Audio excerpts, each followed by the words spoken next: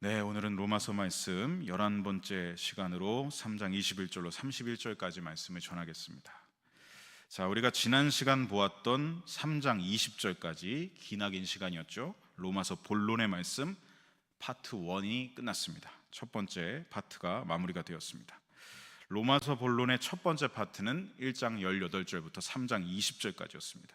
이 첫 번째 파트에서 바울은 모든 인류는 차별 없이 하나도 빠짐없이 모두가 유대인이든 이방인이든 다 원죄에 사로잡혀 있다라는 것을 기록했습니다.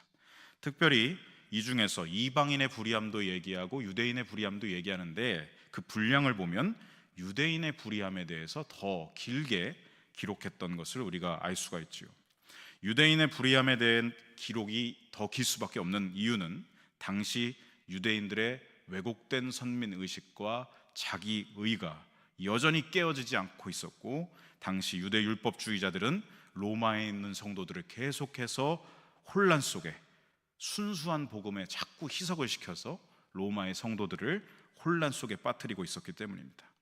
율법주의자들은 순수한 복음을 자꾸 흐릿하게 만들고 있었습니다. 여러분, 복음은 무엇입니까? 우리 화면을 통해서 같이 한번 읽어보겠습니다. 사랑과 공의의 하나님께서 죄인된 우리에게 예수 그리스도를 보내셨고, 길이요 진리요 생명 되신 그분을 오직 믿음으로만, 나를 위해 죽으시고 다시 사신 예수님을 오직 믿음으로만 하나님께 죄를 용서받게 하시고 우리를 의롭게 여겨주신다는 복되고 기쁜 소식입니다. 이것이 바로 복음입니다. 그런데 율법주의자들은 이 선명한 복음에, 이 뚜렷한 복음에 물타기를 해서 복음을 희석시키고 왜곡하고 있었습니다. 그들은 여전히 율법주의가 주는 선민의식과 자기의에 사로잡혀서 구원은 예수 그리스도만으로 충분하지 않다고 말했고, 그것으로만 부족하고 이방인인 너희들도 할례를 받아야 한다, 우리처럼 율법을 지켜야 한다, 이방인들인 너희도 구별되고 의로운 우리처럼 할례를 받고 율법을 지켜야, 유대인과 같이 되어야만 하나님께 완전하게 용서받을 수 있다는 왜곡된 가르침을 전하고 있었던 것이죠. 예수 그리스도로만 충분하지 않다는, 율법을 지키고 할례를 받아야만 완전한 구원이 임한다는 잘못된 가르침을 전하고 있었던 것입니다. 그래서 바울은 이방인을 판단하고 심판하고 있는 이 자기 의로 똘똘 뭉친 유대인들, 그들의 불의함을 길게 기록을 하면서 유대인과 율법은 무엇인지를 기록하고 유대인들과의 설전을 편지로 이어나갔던 것입니다. 그래서 이 파트 1이 길 수밖에 없었던 것이죠. 유대인에 대한 내용이 상당히 길었던 것입니다. 이제 바울은 오늘 본문을 통해서 모든 인류가 구원받는 방법은 오직 예수 그리스도 뿐이시다, 복음을 믿음으로밖에 우리는 의로워진다, 복음을 믿어야만 의로워질 수 있다는 메시지를 강력하게 선포하기 시작합니다. 우리 로마서 본론의 파트 2가 시작되고 있는 것이죠. 이 파트 2의 분량은 3장 21절부터 5장 21절까지 이어집니다. 그 핵심은 무엇이냐면 이방인들도 유대인들도 모두 죄와 진노의 심판 아래 놓여져 있다면, 유대인들 역시 율법의 행위로 의로워질 수가 없다면, 과연 사람은 어떤 방법으로 의롭게 될 수가 있는가? 한마디로 사람의 방법으로는 가능하지 않다, 우리의 힘으로는 가능하지 않다, 우리의 노력과 우리의 힘, 능력으로는 우리는 결코 의로워질 수가 없다, 원죄가 있는 우리의 방식으로는 결코 그 의에 이룰 수가 없다는 말을 이어갑니다. 우리는 오직 하나님이 세우신 의로우신 방법 한 가지로만 의롭게 될 수 있다는 것을 말하고 있는 것이죠. 그래서 바울은 오늘 본문 맨 처음부터 우리에게 하나님의 한 의가 나타났다라고 선포하고 있습니다. 우리 오늘 본문 21절 말씀을 화면을 통해 함께 읽어보겠습니다. 이제는 율법 외에 선지자들에게 증거를 받은 것이라. 아멘. 자, 먼저 바울은 앞에 이제는 이라고 기록하고 있습니다. 이제는 앞의 상황과 다른 상황이 시작된다라는 접속사죠. 앞절인 20절에서 바울은 뭐라고 했습니까? 율법의 역할을 말했습니다. 율법은 사람들로 하여금 자신이 죄인이라는 것을 깨닫게 해주는 역할을 할 뿐이다. 우리에게 거울과도 같은 역할을 할 뿐이다 라고 말을 했습니다. 그러면 거기서 끝나면 안 되겠지요. 그건 불온전한 의입니다. 죄를 깨닫기만 하고 보기만 하고 멈춘다는 것은 불온전한 의입니다. 깨달은 죄는 반드시 처리되어야 하고 의롭게 되는 것까지 나아가야 온전한 의가 되는 것이죠. 그래서 이제는 21절, 하나님께서 우리에게 온전한 의를 나타내셨다라고 말하고 있는 것입니다. 우리가 율법을 통해 깨달은 죄를 처리할 방법을, 우리를 의롭게 하시는 방법을 온 세상에 나타내셨다는 것이죠. 그리고 파란색 글씨로 표시한 율법 외에, 이 말은 무엇이냐면 우리를 의롭게 하는 힘은 결코 율법에 있지 않다. 율법은 우리를 구원하지 못한다. 구원에 있어서 율법과 상관없는 하나님의 한 의가 있다라는 것을 드러내는 것입니다. 다만 이 하나님의 한 의는 율법과 선지자들에게 증거를 받은 것이다 라고 말합니다. 이것은 무엇이냐면 그동안 구약의 모세오경과 선지서들을 통해서 하나님은 그 의로우신 방법을 계속해서 인류에게 보여주셨다는 것이죠. 구약의 모세오경의 대표 창세기 15장 6절에 보면 이런 말씀이 있습니다. 함께 읽어보겠습니다. 아브라함이 여호와를 믿으니 여호와께서 이를 그의 의로 여기시고. 아브라함이 의롭다 하심을 얻은 것은 하나님을 믿음으로 가능했다. 믿음으로 난 의를 말하고 있습니다. 자, 모세오경도 이것을 말하고 있고요. 선지서 우리 하박국 2장 4절도 한번 말씀을 읽어보겠습니다. 보라, 그의 마음은 교만하며 그 속에서 정직하지 못하나 의인은 그의 믿음으로 말미암아 살리라. 자, 선지서에도 믿음으로 말미암는 의를 말하고 있습니다. 오직 의인은 믿음으로 말미암아 살리라. 모세오경과 선지서에서 계속해서 하나님은 보여주시고 나타내셨습니다. 그러므로 오늘 본문 로마서 3장 21절은 하나님께서 이미 구약과 선지서를 통해, 구약 성경을 통해 우리에게 그 방법을 소개해 주셨다는 것을 드러내고 있습니다. 우리가 의인이 되기 위한 길은 율법의 행위로가 아니라 하나님의 의로우신 방법을 믿는 믿음으로만 가능하다. 이것을 계속해서 말씀하셨다는 것이죠. 그런데 유대인들은 어떻게 했습니까? 이 구약 성경을 왜곡하여 받아들였습니다. 율법을 가진 자신들만이 의로운 백성이다. 율법에 의해 의롭게 된 선민들은 자신들 뿐이라고 자부했던 것이죠. 그러나 바울 사도의 이 말처럼 율법 그 자체는 결코 우리를 의롭게 할 수가 없습니다. 다만 율법은 20절 말씀처럼 우리가 죄인이라는 것을 깨닫게 하고 21절 말씀처럼 우리는 오직 하나님을 믿음으로만 의롭게 된다는 것을 소개해주는 역할을 할 뿐이죠. 그러면서 바울은 드디어 22절에 우리를 의롭게 하시는 그 하나님의 의로우신 방법이 무엇인가 밝히 드러내서 선포하고 있습니다. 우리 22절 말씀 함께 읽어보겠습니다. 곧 예수 그리스도를 믿음으로 말미암아 모든 믿는 자에게 미치는 하나님의 의인이 차별이 없느니라. 아멘. 우리를 의롭게 하시는 하나님의 한 가지 방법은 바로 예수 그리스도를 믿음으로만 의롭게 하신다는 것입니다. 그렇습니다. 모든 사람이 하나님의 의에 이르는 길은 오직 하나, 예수님을 나의 구주로 믿고 영접하는 것입니다. 그러므로 믿음 이외에 다른 어떤 것으로도 구원에 이를 수 있다라고 말하는 사람들 조심해야 됩니다. 의로워질 수 있다고 주장하는 사람들 조심해야 됩니다. 예수님의 대속사역을 평가절하하는 사람들, 그것만으로는 충분하지 않다고 말하는 자들, 우리는 조심해야 되죠. 하나님이 정하신 의로운 이 방법에 대해 도전하는 자들, 그 도전의 죄를 범하고 있는 것입니다. 역사상 나타났던 모든 이단 사이비들이 바로 그러한 하나님께 도전하는 죄를 범하고 있는 것입니다. 하나님이 정하신 은혜의 방법인 복음을 이용한다거나 물타기를 해서 자신의 이득을 취하고 자신을 신격화하는 죄를 범한, 바울이 살던 당시 영지주의자들이 그런 사람이었고 율법주의자들, 이 양극단의 사람들이 바로 그런 이단 사이비들이었습니다. 하나님께 그런 죄를 범하고 있었던 것이죠. 사랑하는 성도 여러분, 우리가 얻게 된 하나님의 의, 구원은 오직 예수님을 믿음으로 말미암아 얻게 된 선물인 줄로 믿습니다. 결코 이 순수한 복음을 잃지 마시길 바랍니다. 지금 이 마지막 때에 복음에 물을 타는 사람들이 너무나 많습니다. 복음을 이용하는 이단 사이비들은 점점 더 늘어나고 강성하게 활동을 하고 있습니다. 바울이 살았던 당시보다 지금 더 그 숫자가 어마어마합니다. 우리는 그들의 왜곡된 길 제시에 속아서는 안 될 것입니다. 하나님께서 나타내신 오직 하나뿐인 의, 하나밖에 없다고 말씀하셨습니다.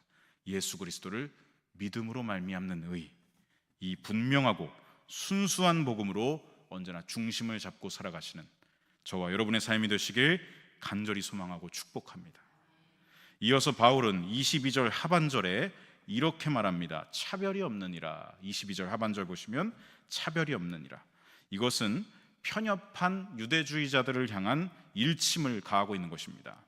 아브라함의 자손, 혈통적으로 아브라함의 자손이라는 이유만으로 스스로를 의롭다고 여기는 그들의 그 민족적 편협함을 뒤집으면서 선포하고 있습니다. 하나님은 편협하시지 않다. 하나님은 차별이 없으시다. 그런데 너희가 차별을 두고 편협해 있다. 혈통적으로 아브라함의 자손이라는 이유로 하나님께 의롭다 하심을 얻을 육체는 한 사람도 없습니다.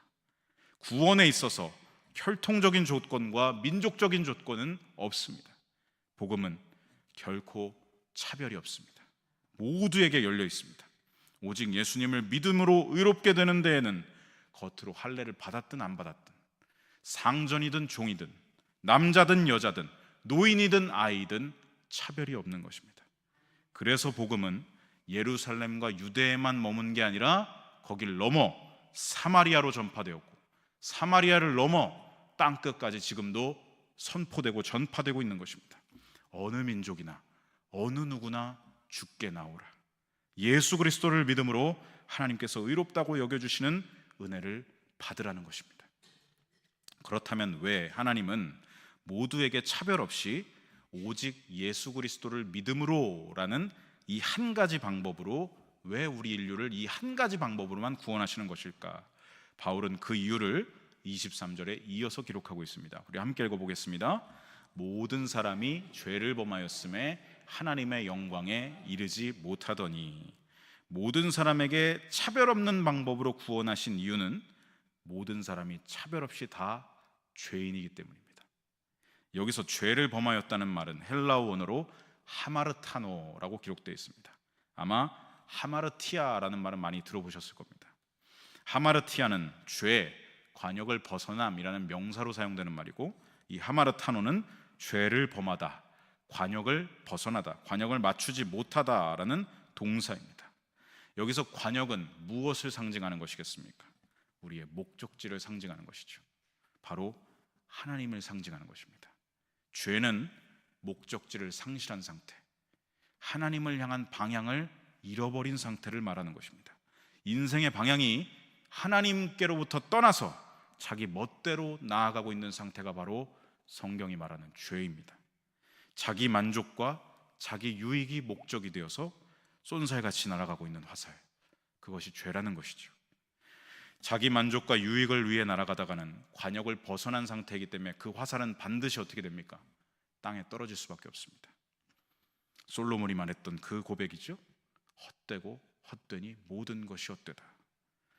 헛된 관역을 향하다 결국 헛되게 땅으로 떨어지고 마는 것입니다. 즉 바울은 모든 인류가 자기를 지으신 하나님의 뜻에서 벗어나서 그분과의 교제가 단절된 상태, 그것이 죄라고 말하는 것이고, 그 결과 모두가 허무와 절망 속으로 빠져들 수밖에 없다라는 것을 밝히고 있는 것입니다. 이방인이나 유대인이나 모두 죄를 범하여서 하나님의 영광에 이르지 못하고 있다. 허무와 절망만 남아있다. 그래서 하나님은 우리 인간의 힘이나 노력, 인간의 방법으로는 결코 관역을 되찾아갈 수가 없기 때문에, 하나님과 반대 방향으로 가고 있기 때문에 우리 모두가 다시 관역되시는 하나님께로 재정립될 수 있도록, 우리의 삶이 다시 재정립될 수 있도록, 하나님의 의에 이를 수 있도록 예수 그리스도를 믿음으로라는 온전한 방법을 주셨다는 것입니다. 만약 하나님의 구원 방법이 유대인들의 주장처럼 유대 민족 안에만 국한되어 있다면, 유대 민족만 의롭다고 여겨주시고 유대 민족만 구원받게 하신다면, 아니면 착하게 사는 사람들에게만 국한되어 있다면, 아니면 큰 능력과 재물을 가진 사람들에게만 의롭다고 주어지는 것이라면, 이것은 결코 공의로운 방법이라고 할 수가 없습니다. 차별이 있기 때문이죠. 차별과 제한이 있기 때문에. 그래서 공의로우신 하나님은 구원의 방법에 차별을 두지 않으신 것입니다. 복음으로만 가능하다, 차별을 두지 않으셨다는 것이죠. 이어서 24절에서 바울은 하나님의 차별 없는 구원 방법을 구체적으로 설명합니다. 우리 24절 말씀 함께 읽어보겠습니다. 그리스도 예수 안에 있는 속량으로 말미암아 하나님의 은혜로 값없이 의롭다 하심을 얻은 자 되었느니라. 자, 24절 말씀은 오늘 본문의 핵심이 되는 말씀입니다. 예수님을 통한 속량을 말씀하는데요, 한자로 속량은 무엇입니까? 몸값을 치르고 노비의 신분을 풀어준다 라는 뜻입니다. 그리고 헬라어 원어로 아폴 리트로시스라고 하는데, 이것은 아포와 리트로시스의 합성어입니다. 아포는 무슨 뜻이냐면 무엇으로부터 라는 뜻이고, 리트로시스는 풀어줌이라는 뜻입니다. 그러니까 합성어니까 합치면 어떤 뜻이죠? 무엇으로부터 풀어놓아 해방시키다 라는 뜻입니다. 예수님이 우리 모든 인류를 얽매고 있던 죄와 죽음으로부터, 그 속박으로부터 완전하게 풀어놓으셔서, 완전하게 분리하셔서 해방시켰다라는 단어가 바로 이 속량이라는 단어입니다. 사실 여러분 생각해 보십시오. 죄의 대가는 우리가 반드시 치러야 할 것이었습니다. 우리가 불순종했고 우리가 죄를 하나님 앞에 지었기 때문에 마땅히 우리가 치러야 할 것이 당연합니다. 그런데 아무 죄가 없는 예수님이 당신의 몸과 피를 제물로 드리셔서 속량하셔서 우리의 죄값을 대신 다 치러주셔서 우리를 완전히 죄에서 해방시켜 주셨다는 것이죠. 값을 치러야 하는 건 우리인데 예수님이 몸과 피를 다 지불하셔서, 그래서 24절 하반절 우리는 값없이 의롭다 하심을 얻은 자 되었습니다. 이것이 모두 전적인 하나님의 한량없는 은혜임을 바울은 고백하고 선포하고 있는 것입니다. 이것이 바로 속량입니다. 값은 예수님이 다 치르시고 아무 공로 없이, 아무 값 없이 우리는 구원함을 얻어 하나님의 자녀가 된다는 것이죠. 여러분 한번 상상해 보십시오. 만약에 하나님께서 우리에 대한 죄값을 요구하셨다고 한번 생각해 보십시오. 너희들 죄 졌네? 죄값을 가져와. 그랬다면 우리는 단 한 사람도 의에 이르지 못했고 구원받지 못했을 것입니다. 사람이 아무리 돈이 많다 해도 그 값은 절대 치를 수가 없을 거니까요. 우리 교회 학교 아이들, 조금 예전 찬양이지만 어린이 찬양 중에 이런 찬양이 있습니다. 돈으로도 못 가요. 들어보셨나요? 돈으로도 못 가요 하나님 나라.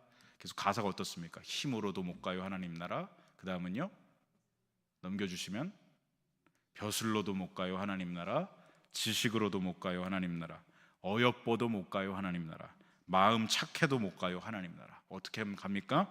거듭나면 가는 나라 하나님 나라, 믿음으로 가는 나라 하나님 나라. 쉬운 가사지만 이 기독교 구원에 대한 진리를 아주 쉽게 임팩트 있게 담고 있습니다. 성도 여러분, 죄에 대한 속량은 인간이 가진 돈으로 절대 치를 수 없습니다. 인간의 힘, 권력, 지식, 외모, 선행으로도 그 값은 치를 수가 없습니다. 오직 우리는 위로부터 임하는 하나님의 은혜 때문에 예수 그리스도의 대속을 믿고 거듭남으로만 값없이 의롭다 하심을 얻는다는 것입니다. 이것은 다른 어떤 종교에서도 발견되지 않는 진리입니다. 신이 우리를 위해 자기 자신을 다 내어주었다는 은혜, 이 땅의 어떤 종교에서도 이 은혜와 진리는 발견되지 않습니다. 종교는 대부분 뭘 말하냐면요, 지성이면 감천이다를 말합니다. 인간 편에서 노력을 하거나 신을 자극시키거나 인간이 신에게 지극정성을 다하면 신이 감동해서 우리에게 복을 준다라는 게 종교입니다. 그래서 구약에 나왔던 모든 우상 종교를 보시면 어떻게 하죠? 우상 앞에서 절을 하고 자해를 하고 온갖 성적인 막 이런 이상한 짓을 하면서 신을 자극시키려고 노력을 했죠. 그러면 이 바알 같은 신이 우리를 축복한다라는 의미였기 때문에 그게 여러분 종교의 외침이었습니다. 아래에서 위로 감동을 주는 게 종교의 외침입니다. 그런데 여러분, 기독교 신앙은 정반대입니다. 하나님이 세상 이 땅을 이처럼 사랑하사 위에서 아래로 임하는, 하늘에서 우리를 사랑하신다, 하늘에서 땅으로 임하는 것이 기독교 신앙입니다. 하나님이 우리를 너무나 사랑하셔서 우리를 위해 자기 전부를 내어주시고 우리를 속량하신다. 우리는 이 복음을 듣고 우리가 감동되어서 마음을 활짝 열고 예수님을 나의 구주로 모시고 영접하면서 마음과 입으로 시인하여서 칭의에 이르게 되는 것이죠. 이것이 바로 종교와 신앙의 차이입니다. 인간의 노력, 인간의 의를 강조하는 유대 율법주의가 바로 종교였습니다. 하지만 기독교 복음 신앙, 하나님의 속량하심, 위로부터 임하는 은혜, 하나님의 의를 고백하는 것이 기독교 복음 신앙이었습니다. 종교와 신앙은 비슷한 것 같지만 정반대의 길인 것입니다. 바울은 이 기독교 신앙의 진수를 계속해서 설파해 나아갑니다. 우리 25절 말씀 화면을 통해서 함께 읽어보겠습니다. 이 예수를 하나님이 화목제물로 세우셨으니 이는 하나님께서 길이 참으시는 중에 전에 지은 죄를 간과하심으로 자기의 의로우심을 나타내려 하심이니. 아멘. 자, 하나님은 예수 그리스도를 화목제물, 원어로 힐라스테리온으로 삼으셨습니다. 죄로 단절되었던 우리와 다시 화해하시고 싶으셔서, 우리 죄를 속하시고 우리와 다시 화목하시기 위해서 예수 그리스도의 피를 힐라스테리온으로 삼으셨다. 자, 이 힐라스테리온은 속죄하는 것, 화해하는 것, 이런 화해 방법, 속죄의 방법을 말하기도 하지만 또 하나의 의미가 있습니다. 힐라스테리온은 속죄의 장소를 말합니다. 자, 이 그림에서 보듯이 구약의 성막과 성전 가장 내부에 있는 지성소가 있죠. 하나님의 거룩한 임재가 있는 곳 지성소에 언약궤가 있고요. 그 언약궤를 덮고 있는 뚜껑이 있습니다. 그게 바로 속죄소입니다. 바로 이 언약궤 덮개가 속죄소를 뜻하는 것인데, 구약 시대에는 이곳만이, 이 장소만이 하나님과 인간의 죄가 사해지면서 화해가 이루어지는 화해의 장소로 여겨졌습니다. 그것도 1년에 한 번만 대속죄일에 대제사장이 지성소로 들어가서 속죄제를 드리는데, 여기에 짐승의 피를 속죄소에 뿌립니다. 뿌려서 이스라엘 백성 전체의 죄를 속했던 것이죠. 구약 시대에는 이렇게 제한적인 화해가 있었습니다. 한계가 있는 화해가, 장소로 국한되었던 화해가 있었습니다. 그런데 신약 시대부터는 예수님으로 인하여서 지금까지 어떻게 됐습니까? 특정 장소에 가야 되는 게 아니라, 한계가 있는 짐승의 피로가 되는 게 아니라, 오직 예수 그리스도 안에 있으면 그분의 보혈로 말미암아서 우리는 하나님의 속죄를 받게 되는 것이죠. 예수님은 우리의 진정한 영원한 속죄소이십니다. 오직 믿음으로 예수님 안에 있을 때 예수님의 보혈을 믿음으로 고백하는 우리를 하나님께서 네가 이전에 지었던 모든 죄를 다 간과하신다, 유월 넘겨버리신다. 그러면서 하나님과의 진정한 화해가 예수님 안에 있을 때 이루어진다는 것입니다. 하나님께서 왜 이렇게 하셨는가? 25절 하반절과 26절 상반절에 바울은 중복적으로 말하는데요, 우리 보라색 글씨로만 함께 표시된 글씨만 읽어보겠습니다. 자기의 의로우심을 나타내려 하심이니. 26절도 자기의 의로우심을 나타내사. 자, 반복되고 있습니다. 하나님께서 자기의 의로우심을 나타내신다. 여러분, 속죄와 화해는 인간의 의로움으로 얻는 것이 아니라, 인간이 노력해서 쟁취하는 게 아니라, 공로를 인정받아서 공로상처럼 받는 게 아니라, 신에게 지극정성을 다해서 받는 최우수상 같은 게 아니라, 예수 그리스도의 속죄를 통해 하나님이 의롭다고, 하나님이 언약에 신실하셔서 우리를 구원하신다, 하나님의 의로우심을 나타내는 것입니다. 그러므로 우리는 무엇을 할 수가 없다라고 바울이 이어서 말하는데요. 우리 27절 말씀 함께 읽어보겠습니다. 그런즉 자랑할 때가 어디냐? 있을 수가 없느니라. 무슨 법으로냐? 행위로냐? 아니라 오직 믿음의 법으로니라. 우리는 나의 의로움을 드러내거나 자랑할 수 없습니다. 자기의 자랑은 있을 수가 없다라고 바울이 선포합니다. 예수님의 십자가 대속은 하나님의 의로우심이 나타난 일이지 내 의가 드러난 일이 없습니다. 내 공로가 어디에 있습니까? 내 공로는 단 1도 없습니다. 오직 예수 그리스도의 보혈의 공로만 이 구원의 은혜에 담겨 있습니다. 내가 잘해서요? 내가 예뻐 보여서요? 내가 노력해서요? 내 공로를 인정받아서요? 아닙니다. 바울은 단호하게 말하고 있습니다. 아니라 오직 믿음의 법으로다.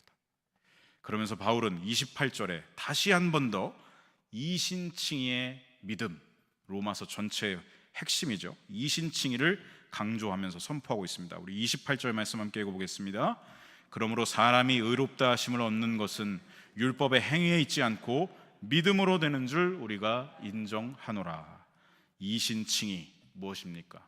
써이 믿을 신, 믿음으로써 일컬을 칭 오를 이, 옳다고 일컬어진다.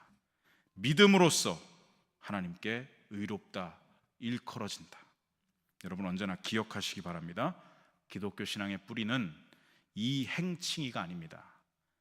행위로서 의롭게 되는 게 아니라 믿음으로써 의롭게 된다. 이신칭이라는 것을 반드시 기억하시기 바랍니다. 마지막에 이것을 바울은 인정하노라라고 단언하여 말하고 있습니다. 바울이 단언하여 말하고 있습니다. 여러분 바울을 한번 생각해 보십시오. 바울은 누구보다도 과거에 철두철미한 율법주의자였습니다. 뼛속까지 골수 율법주의자였습니다. 어려서부터 가말리엘 문화에서 배운 게 그거밖에 없었습니다. 그 율법을 수학하고 오직 율법을 지켜 행하는 것에 소망을 두면서 그걸 자신의 의로 삼았던 사람이 바로 바울입니다. 그런 그의 눈이, 그의 신앙관과 그의 가치관이 완전히 뒤집어져 버렸습니다. 예수님을 다메섹 도상에서 만나면서. 그래서 율법에 대한 시각 자체가 자기의 의로 삼는 게 아니라 이제는 시각이 완전히 바뀌게 되는데요. 이전에는 율법을 따라서 신성모독하는 자들 열심히 때려잡고 유대 종교 재판에 넘겨주거나 자기가 즉결 심판을 행하는 것이 의로운 것인 줄 알았습니다. 그래서 스데반을 돌로 쳐 죽일 때 아무런 죄책감 없이 그게 죄가 아니라 의인 줄 알았으니까요. 그런데 다메섹 도상에서 율법의 완성되시는 예수님을 만나고 나니까 그게 아니라는 걸 깨닫게 됐습니다. 예수님을 핍박하고 예수 믿는 자들 핍박하는 십자가의 원수로 행하는 나를, 예수의 원수가 된 나를 용서하시는구나, 사랑으로 보듬으시는구나. 율법의 완성이신 예수님. 여러분 율법의 본질이 무엇입니까? 하나님 사랑, 이웃 사랑, 사랑이 율법의 본질입니다. 이것을 완성하신 예수님을 거기서 바울이 만나고 뒤집어져 버린 것이죠. 그리고 철저하게 깨달았습니다. 내가 그동안 행했던 건 의가 아니라 죄였구나. 나는 죄인 중에 괴수로구나. 그렇게 율법을 왜곡하여 행하던 자기 의가 예수님을 만나면서 산산조각 깨지고 이제는 완전한 사랑과 용서, 율법이 말하는 그 진리의 완성을 예수님을 통해 경험하게 되었습니다. 그래서 바울이 말하는 겁니다. 이신칭의를 나는 인정하노라. 우리는 인정하노라. 이것의 증인이 바로 자기 자신이라는 것을 밝히 말하고 있는 것입니다. 이어지는 29절로 30절, 바울이 그동안 로마서 앞부분에서 해왔던 말을 다시 축약해서 말하고 있습니다. 우리 29절로 30절 말씀 함께 읽어보겠습니다. 하나님은 다만 유대인의 하나님이시냐? 진실로 이방인의 하나님도 되시느니라. 할례자도 믿음으로 말미암아 또한 무할례자도 믿음으로 말미암아 의롭다 하실 하나님은 한 분이시니라. 율법은 유대인들에게만 한정되어 있었습니다. 그러나 예수님은 한정되어 있지 않고 모든 사람에게 열려 있습니다. 겉으로 받은 할례의 유무에 따라서가 아니라 유대인뿐 아니라 이방인도 오직 예수 그리스도를 믿음으로 의롭게 됩니다. 왜 그렇습니까? 우리 하나님은 모두에게 동일하신 한 분 하나님이시기 때문입니다. 우리 인류 모두의 창조주시오, 구원자시오, 우리 모두의 주인이시기 때문입니다. 마지막으로 바울은 31절에서 지금까지 기독교 복음의 진수를 이야기했습니다.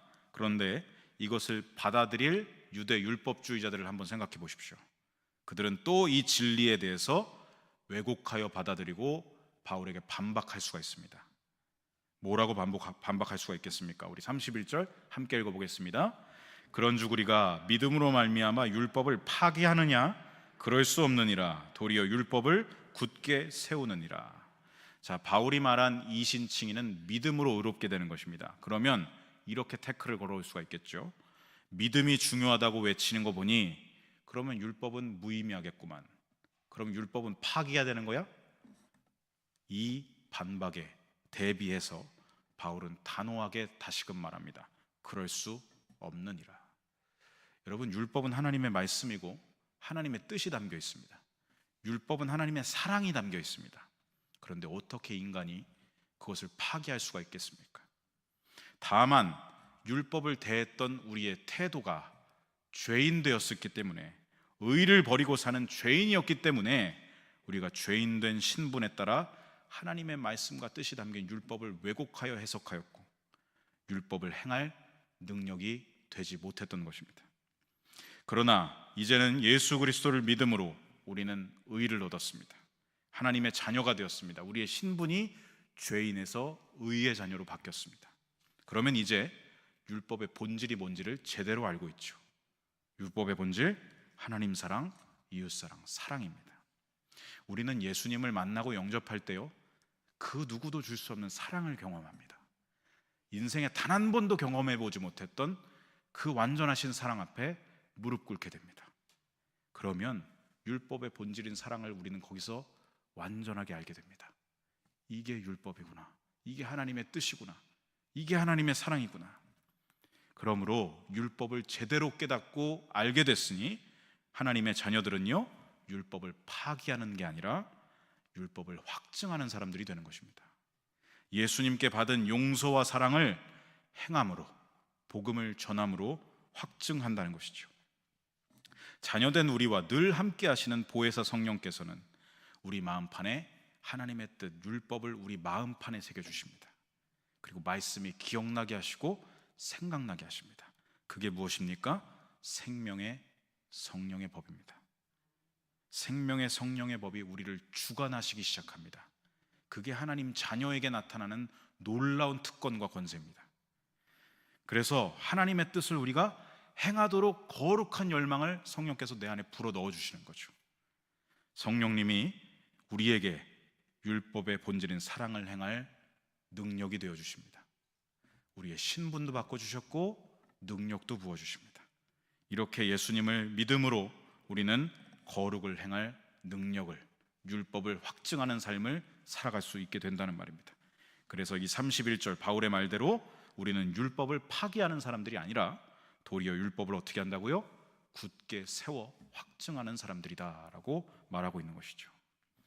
여기까지가 오늘 우리에게 주시는 본문 말씀입니다. 다시금 정리해 보겠습니다. 우리 오늘 말씀을 보시면서 헷갈리실 수 있습니다. 헷갈려서는 안 됩니다. 복음과 율법의 관계를 헷갈리실 수가 있는데 그러면 안 됩니다. 우리가 죄인이라는 신분이었을 때에는 율법을 왜곡했었습니다. 하나님의 뜻을 따르지 않고 불순종했습니다. 그래서 유대인들이 주장하고 있는 율법을 행함으로 의롭게 된다는 자기 의는 사실 성립될 수조차 없습니다. 어불성설이죠. 왜냐하면 하나님 보시기에 우리는 모든 행위가 다 죄이기 때문이죠. 그러한 죄인의 신분인 우리를, 의라고는 전혀 찾아볼 수가 없었던 우리를 예수 그리스도께서 우리 죄를 대신 속량하여 주시고 값을 다 지불하여 주시고 풀어주셔서 이것을 믿는 자들로 하여금 하나님께 칭의, 의롭다고 여겨주셨습니다. 전에 지었던 모든 죄를 간과하셨다, 유월 넘기셨다. 그리고 이제는 의의 자녀가 되게 하셨습니다. 신분이 바뀌면 어떻게 되죠?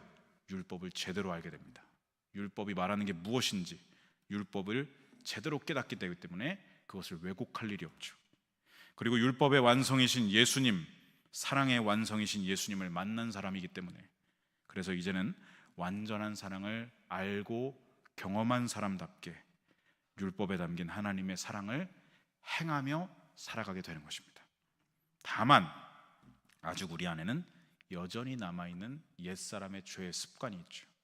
그 습관 때문에 자꾸 이전으로 돌아가려는, 중력이나 관성과 같이 자꾸 이전의 삶으로 돌아가려고 하는 습성이 우리 안에 남아 있습니다. 그래서 우리에게 누굴 보내주셨죠? 보혜사, 헬퍼이신 성령님을 보내주셔서 내 안에 계속해서 진리의 말씀을 새겨주시고 생각나게 하시고 하나님의 뜻을 행하라고 거룩한 열망을 부어주신다는 겁니다. 그렇게 해서 우리는 율법을 굳게 세워가는 사람들이 되어 간다는 것이죠. 율법의 완성인 그리스도의 사랑을 행하는 사람들, 율법을 파기하는 사람들이 아니라 굳게 세우고 증거하며 행하는 사람들, 이것이 바로 오늘 본문 말씀에 기록된 바울이 전하고 있는 기독교 신앙의 진수입니다. 이 말씀을 저와 여러분의 삶에 적용하겠습니다. 사실 원래 우리가 지은 죄의 행위대로 재판을 받는다면 우리는 모두 하나 없이 다 유죄 판결을 받을 수밖에 없습니다. 그런데 재판장이신 하나님이 예수 그리스도를 보내주셔서 우리에게 의를 덧입혀 주셨습니다. 우리의 죄를 용서하셨고 우리를 의의 자녀 삼으셔서 이것을 우리가 믿음으로 의인이 되었습니다. 그렇다면 저와 여러분은 이제 무엇을 해야겠습니까? 내 의를 드러낸 삶은 이제 그만둬야죠. 그리고 나를 구원하신 하나님의 의를, 이 속량의 복음을 우리 삶으로 입술로 전해야 합니다. 사랑하는 성도 여러분, 성도의 삶은 무엇인지 아십니까? 성도의 삶은 거룩한 복음의 메시지입니다. 우리의 행동 거지 하나하나가 모두가 복음의 메시지라는 것이죠. 교회 안에서든 교회 밖에서든 우리는 언제나 예수님 안에 있는 사람들입니다. 예수님 안에서 살아가야 합니다. 사랑의 완성이신 예수님을 만났던 사람들 생각해 보십시오. 부정부패로 착복을 일삼았던 세리 마태, 그에겐 부정부패가 자기 의였습니다. 착복하는 게 자기 의였습니다. 불같은 성격의 소유자로 예수님 좌편에 앉게 해주십시오, 우편에 앉게 해주십시오, 큰절이 하나 얻을 야심으로 가득 찼던, 그게 자기 의였던 사람이 야고보와 요한이었습니다. 사랑은 모르고 이리저리 감정적으로 휘둘리면서 칼을 휘둘렀던 베드로, 그 감정의 연약함이 그의 의였습니다. 로마에 대항하려고, 로마의 끈앞풀들 제거하려고 가슴팍에 항상 단검을 품고 다녔던 젤롯 당원 시몬, 그는 로마를 끝장내는 게 자기 의였던 사람입니다. 눈으로 보지 않고는 믿지 못하겠습니다. 눈으로만 봐야겠다. 그게 자기 의였던 사람이 도마였습니다. 그리고 예수님을 신성 모독자로 간주하여서 예수 믿는 자들을 핍박하고 죽이고 폭력을 일삼던 게 자기 의였던 사람이 바로 사울이었습니다. 그런데 그렇게 다 자기 의를 하나씩 붙들고 사는 사람들, 그들이 예수님을 만나고 자기 의가 다 예수님 앞에 무릎을 꿇게 됩니다. 자기 의가 다 산산조각 깨지게 됩니다. 그런데 여러분, 오늘날 우리가, 예수님을 만났다고 하는 우리가, 예수님을 모시고 살아간다고 하는 우리가 신앙생활 가운데 여전히 강하게 자기 의를 드러내고 주장하고 있다면, 날이 갈수록 예수님의 의가 나를 통해서, 내 행동을 통해서 보여주는 게 아니라 자꾸만 내 의가 내 행동을 통해 드러나고 있다면, 그게 과연 진정한 기독교 신앙인지 내 신앙을 돌아봐야 합니다. 죄인인 나를 속량하셨다, 하나님의 의를 따르고 있는 진짜 성도인지 아닌지, 아니면 여전히 내 의를 드러내려고 하고 공로를 쌓으려 하고 신앙을 가장한 종교로 교묘하게 가면을 쓰고 바벨탑을 뒤에서 쌓으면서 그 위에 탁 걸터 앉아서 사람들 아래로 내려다보면서 정죄하고 심판하고 판단하고, 그건 여러분 신앙이 아니라 종교 생활입니다. 오늘 말씀 앞에서 우리는 반드시 내 신앙을 점검해야 합니다. 지금 바벨탑을 허물지 않으면 나중에 끝장납니다. 마지막 심판대 앞에서 그게 밝히 드러날 것입니다. 내 안에 시퍼렇게 살아있는 자기 의, 옛사람이 내 안에 살아있다는 것을 오늘 말씀을 통해 깨달았다면 저뿐만이 아니라 우리 모두는 말씀 앞에 이것을 직면했다면, 성령께서 깨닫게 하셨다면 자기 의를 당장 내쫓아버리고 십자가에 못 박고 하나님의 의, 나를 속량하신 예수 그리스도를 더욱 내 안에 모셔야 할 줄로 믿습니다. 그것이 이 땅을 살아가는 신앙생활의 여정입니다. 신앙생활은 거룩한 싸움의 연속입니다. 내 의를 발견했다면 버리고 예수 그리스도의 의를 날마다 취하고, 이것이 바로 거룩한 싸움을 행하는 저와 여러분의 신앙생활인 줄로 믿습니다. 날마다 저와 여러분이 이 거룩한 싸움의 여정 속에서 믿음으로 의롭다 속량을 받은 성도답게 하나님의 의를 고백하고 살아가는 겸손한 사람들, 완전한 사랑이신 예수님을 모시고 살아있는 복음의 메시지로 살아가는 그러한 삶이 되시기를 간절히 소망하고 축복합니다.